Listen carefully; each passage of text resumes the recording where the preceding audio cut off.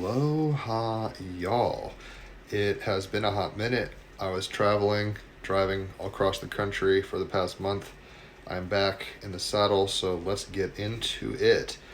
September the 4th, it is a Thursday, named after Thor, etymologically and esoterically ruled by Jupiter. The sun is in Virgo, the moon is in Aquarius.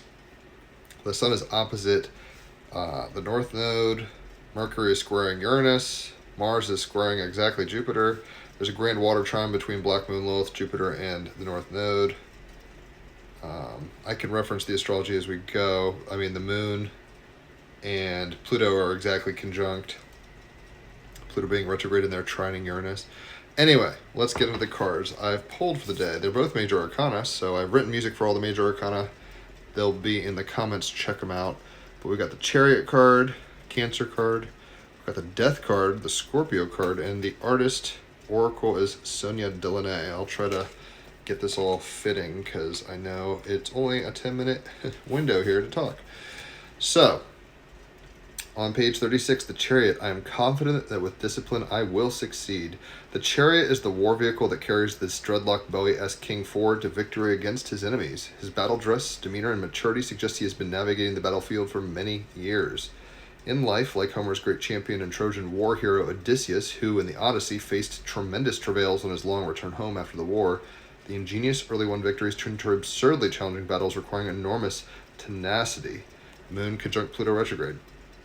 Trining Uranus and Gemini. Weathered by time, experience, and adversity, Sun and Mercury in Virgo, he knows that he will not be successful without rigorous preparation, planning, creativity, and above all, self-control. He understands he must rein in his emotions and control his natural aggression and ferocity while focusing his mind on what he wants to achieve. He must not get carried away by his ambition and imagination. The Chariot itself is part organic tree and part mechanism expressing the means by which humanity has sought to engineer and collaborate with nature. Moon and Aquarius, right? We're trying to hack reality.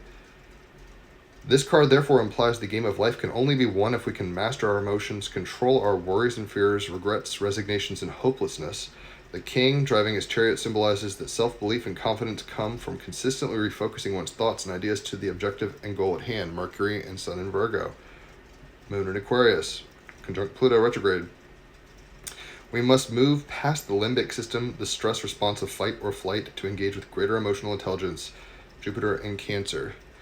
North Node in Pisces. When we know ourselves, our motivational needs, and the why of why we do things, we can become more aware of when we are off track. This Chariot card ultimately signifies hard-won success, and whatever this card is connected to demands completion. Finish what you start, and if you're working with people, maintain a balance and harmony by acknowledging people's needs and feelings while maintaining control. Very Moon in Aquarius. Work with the people, but keep your shit together. We can consciously and creatively release frustration and engage in the power of positive self-talk, the mantra that will keep our wheels turning into the right direction. That's why I call the song Forward Momentum. Check it out in the comments. You'll like it. It's like a classic rock funk thing, Grand Funk Railroad almost, or something like that. Although you must take people's needs and feelings into consideration, ultimately you must take full responsibility for your words and deeds. It's more like Sly and the Family Stone. But anyway, the Chariot card is about taking charge of your own destiny, seizing the moment, letting the momentum carry you forward. Finish what you set into motion. Do not hesitate. You can do this. The clarifying card today is Death. It's a pretty heavy energy. Scorpios. The first card was for Cancer card. If you're a Cancer, Sun in Cancer, that's your card. If you're a Sun in Scorpio, this is your card. Death on page 48. I know that this too shall pass. Pluto retrograde conjunct the Moon in Aquarius. We're feeling a lot of shifts, a lot of shedding, a lot of changes. The ending of a major phase is to be trusted, surrender, awaken to life and new growth, strip yourself bare, shuffle off your current identity, and rebirth yourself. So just like the snake has to rub up against rocks with friction, right, to molt its snake skin, we have to keep moving forward no matter what the circumstances, and that forward momentum will lead to transmutation and transformation at the highest levels, i.e. through death and rebirth. Alchemical reality here, folks. Don't lose hope. Keep going. It ain't over till it's over. So, even if you feel like you're going 3 steps back, maybe you're just a caterpillar in the cocoon waiting for butterfly mode, and that's this energy. She looks like a little butterfly here. Sonia Delaunay is the artist from the Art Oracle, the wild card of this Thursday. And Sonia is as followed. I'm an art history dropout, so I do appreciate the arts and their patrons, or creators, however you want to put that. Probably not patrons. Sonia Delaunay was raised in St. Petersburg by educated moneybags relatives who supported her art education in Germany and Paris. Wooed by the Parisian avant-garde, Sonia stayed in the City of Light as revolution loomed over the country of potato. In Paris, Sonia married Robert Delaunay. Together, they helped develop Orphism, a cubism offshoot defined by vivid colors and geometric shapes, Uranus and Gemini. Training the moon, conjunct Pluto retrograde. It's like change, revolution, genius, and innovation. The Russian Revolution left Sonia without cash flow from her family, so she supported herself with textile, costume, and fashion design in Madrid, Spain, no less experimental than her paintings. You know, when there was a problem, she worked through it. She didn't stop and let it get her down. Very practical. Sun and Mercury in Virgo. Sonia definitely showed that the applied arts are damn fine too. So the advice we're getting from Sonia is the practical should also be art. Our lives need to be practical magic. Like, everything is awesome and we can feel like we're on an acid trip all the time, but we also have to chop wood and carry water, right? We can't give up when things get hard. In fact, diamonds are made with heat and pressure. If you don't consistently apply that heat and pressure, you don't get the diamond. So keep moving forward. Don't stop. If a shark stops swimming, it dies.